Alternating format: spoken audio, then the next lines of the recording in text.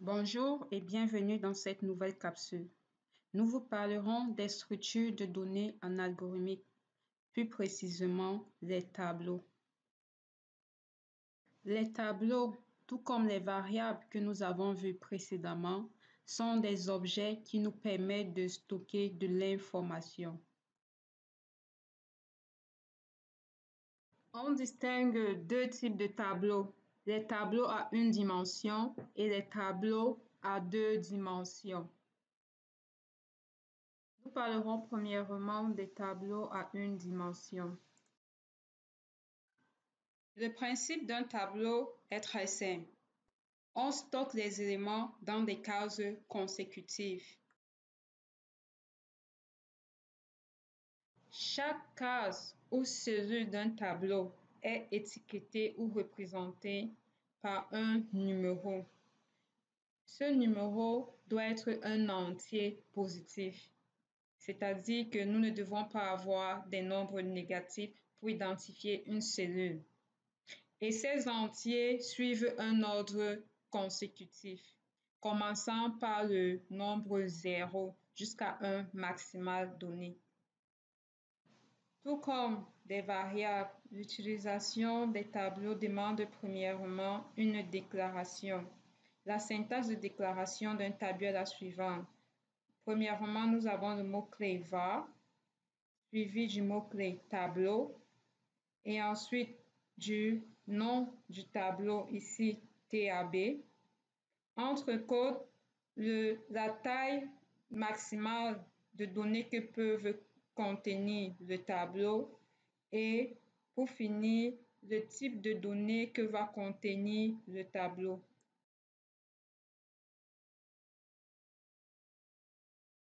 Tout comme les variables, les tableaux permettent de stocker des types de données de même nature.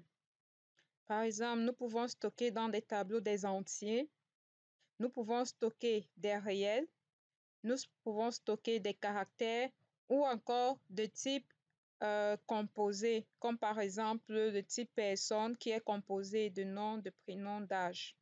Pour sélectionner les éléments d'un tableau, vous devez premièrement indiquer le nom du tableau, suivi de l'indice de la cellule que vous voulez sélectionner.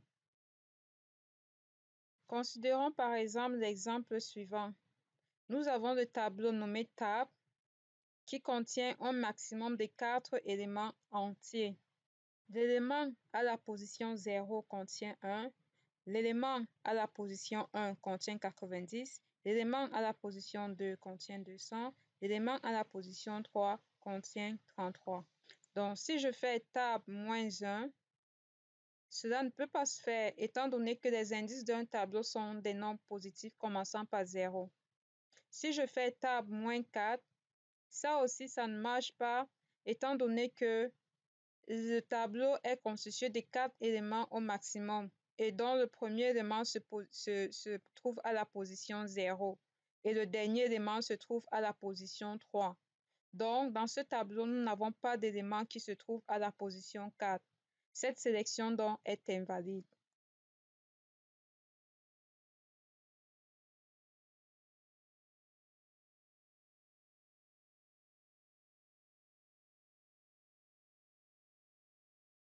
Par contre, si j'interroge le contenu de la cellule 1, j'aurai comme résultat 99. Si je veux avoir le contenu de la cellule à la position 2, j'aurai comme résultat 200. Les tableaux de type composé sont des tableaux dont les éléments contenus à l'intérieur de chaque cellule sont de type composé. Le type personne suivant est un type de données composées de nom, de prénom et de l'âge de la personne. Ensuite, nous allons déclarer un tableau nommé tab constitué de deux éléments de type personne.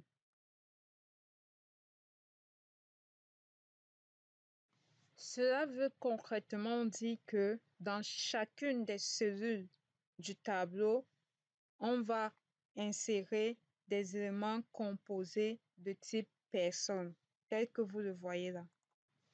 La sélection des éléments d'un tableau composé s'effectue de la manière suivante. Premièrement, je dois sélectionner l'indice ou la cellule du tableau qui m'intéresse. Ensuite, je dois mettre le point et ensuite, je dois mettre l'attribut de l'élément composé qui m'intéresse. Par exemple, table 0, point, prénom va me retourner le prénom de la personne contenu dans la cellule 0.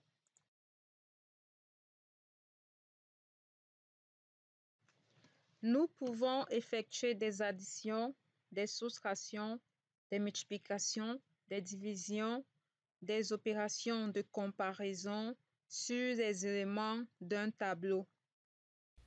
Alors, considérons la série d'exercices suivants qui va vous illustrer, vous montrer quelles sont les opérations que nous pouvons faire avec la structure de données tableau.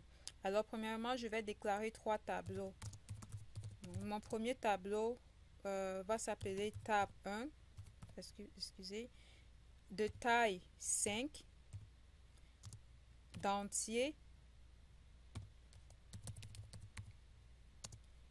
et je vais l'initialiser avec les valeurs suivantes: 1, 20, moins 3, 5 et 9.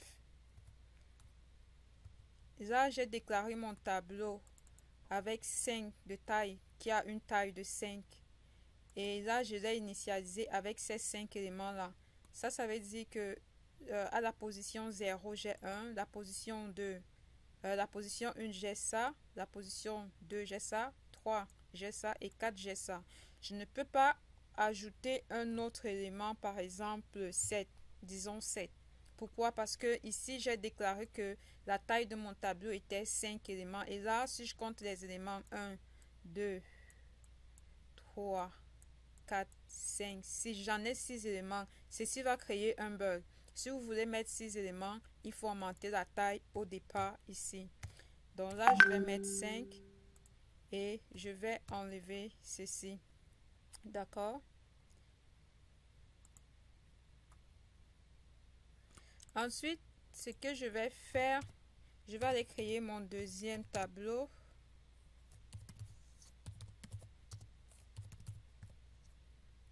Je vais créer mon deuxième tableau de 5 éléments également, qui sont de type entier également et qui va contenir 30, 4, 0, 2 et 5.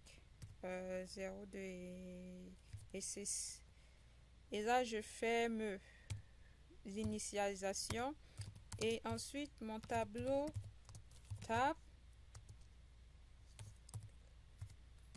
d'entier également. Ce tableau, je ne l'initialise pas. Je fais juste la déclaration telle que c'est fait. Ici, avec les autres tableaux, tab 1 et tab 2, j'ai déclaré et j'ai également fait l'initialisation ici. Ensuite, le devoir qu'on nous demande, c'est de mettre dans la table, dans le tableau tab, la somme des éléments des deux tables, tab 1 et tab 2. C'est-à-dire que tab va contenir en fait la somme des éléments qu'il y a dans les tableaux tab 1 et tab 2. Donc pour faire cela, ce que je vais faire, je vais premièrement aller mettre dans le premier élément de tab.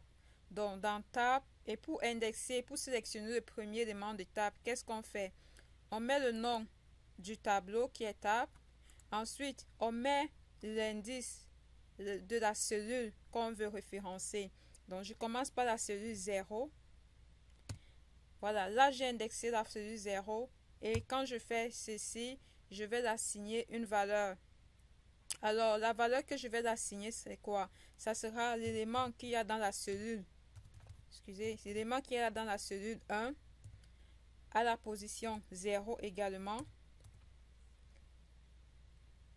Additionner avec l'élément qu'il y a dans la cellule, dans la table 2 de la cellule 0 également. Et je vais faire la même chose pour les autres cellules, c'est-à-dire table 1 va recevoir table 1 l'élément à la position 1 plus table 2, l'élément à la position 2. Ça veut dire que dans table 1 ici, ça sera en fait 20 plus le 20. Ça c'est table 1, 2, 1. L'élément à la position 1, 20. Plus, quand je viens à la table 2 ici, son élément à la position 1, c'est 4. Donc, ça va me faire 20. 20 plus 4, ça doit retourner 24. Donc, table de 1 va contenir 24. On va faire afficher le résultat à la fin. Donc, je continue ainsi mon algorithme. Je continue mon algorithme. Ici, table de 1. L'élément à la position 2 plus table de l'élément à la position 2, ça je fais. Ensuite je vais aller à 3, table 1, 3 plus table 2, 3, ensuite table 4, on va recevoir table 1 de 4 plus table 4, table 2, 4. Et là, on doit s'arrêter vu que table. Alors ici, j'ai fait une erreur dans la déclaration. J'ai pas mis la taille. Il faut mettre la taille. Ici, dans table, elle est constituée de 5 éléments. Donc, il faudrait que mon tableau, je puisse indexer les 5 éléments.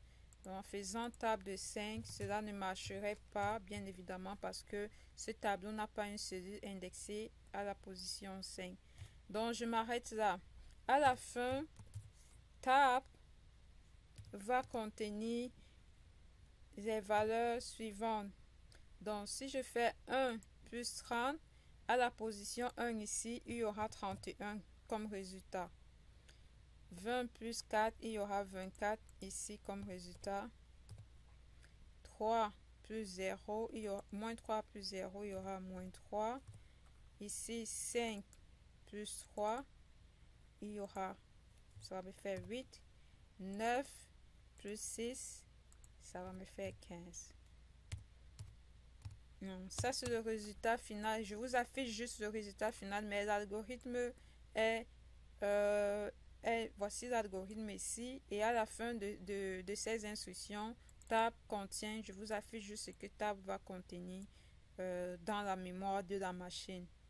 Donc voilà pour ce qui est d'une opération d'addition. Ainsi, on peut vous demander de faire, d'additionner, de soustraire les éléments d'une cellule, de faire des multiplications, de faire des divisions, toutes les opérations qu'on puisse faire, toutes les opérations que ce soit arithmétique ou des opérations de comparaison. Par exemple, en ce qui concerne les opérations de comparaison, on peut me demander quel sera le résultat de la comparaison de l'élément 5, de l'élément 3 de la table 1 et de l'élément 2 de la table 2. C'est-à-dire que je dois faire table 1, l'élément 3, comparer, est-ce que cet élément est supérieur à table 2, élément 2. Donc ça, c'est une comparaison que je peux faire pour comparer les éléments des cellules des tableaux. Donc en gros, de manière basique, c'est le type d'opération que vous aurez à faire lorsque vous allez manipuler les tableaux. Les tableaux de 2 dimensions sont des tableaux constitués de colonnes et de lignes, communément connus sous le nom de matrice. Considérons la déclaration suivante où nous avons un tableau nommé table qui est constitué de 5 lignes et de 2 colonnes uniquement d'entiers. Considérons la matrice suivante. L'élément à la position 0, 0, c'est-à-dire première ligne, première colonne, contient 20. La sélection de l'élément à la ligne 3 et à la colonne 1 va nous donner table de 2, 1, ce qui nous donne le résultat 7. Par exemple, je vais déclarer un tableau, une matrice nommée table, qui va contenir 2 lignes et 2 colonnes dont les éléments seront de type entier. Là, je viens de faire la déclaration de ma matrice. Ensuite, je vais faire une affectation des valeurs à ma matrice. Donc, à table, je vais associer les valeurs suivantes. 1, moins 9. Ça, c'est concernant la ligne. Concernant les colonnes, je vais assigner les valeurs 0 et 1. 0 et 1. Donc là, ça veut dire que j'ai 2 lignes, 2 colonnes. La première ligne a 2, la deuxième ligne a l'élément moins 1. La première colonne a 0 et la deuxième colonne a 1. Maintenant, si je veux faire une sélection des éléments de ma matrice, je peux faire le nom de ma matrice. Ensuite, l'indice de la ligne que je veux sélectionner, suivi de l'indice de la colonne que je veux sélectionner. Ici, quand je regarde, j'aurai comme résultat moins 2, c'est-à-dire la ligne 0 et la colonne 0 me retourne 2. Pareil, si je fais la ligne 0 et je prends la colonne 1, j'aurai comme résultat de cette sélection-là 0. Ensuite, je peux déclarer une autre variable somme que je peux appeler somme, qui est de type entière. Et ensuite, à somme, je vais faire une assignation. Je vais assigner donc la valeur 0, 0, et je fais la somme avec l'élément à la ligne 0 et à la colonne 1. Ce qui en principe va me retourner, lorsqu'on évalue la valeur que contient cette cellule, plus la valeur que contient cette cellule qui est 0 et 2, ça va me retourner comme résultat 2. Donc ainsi, c'est ce que je voulais vous montrer en ce qui concerne la manipulation des matrices. Si vous avez des questions, laissez-les en commentaire et restez connectés pour de nouvelles vidéos.